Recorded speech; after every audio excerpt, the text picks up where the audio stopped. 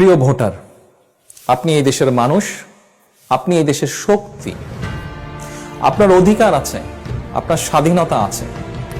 আজ সেই স্বাধীনতা নিয়ে কথা বলার সময় এসেছে। স্বাধীন বাংলাদেশে পরাধীন জীবনের দিন শেষ হবার সুযোগ এসেছে। আপনারা ভোট দেবার সুযোগ পেয়েছেন। এই ভোট অন্যায়, অবিচার, অত্যাচারের জবাব। তাই আপনাদের কাছে একান্ত অনুরোধ, সকাল সকাল ভোট দিতে চলে যাবেন।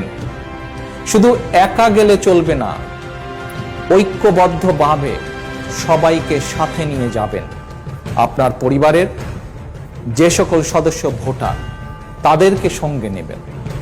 আপনার প্রতিবেশী, পাড়া প্রতিবেশী, বন্ধু যারা ভোটার, তাদেরকে সাথে নেবেন।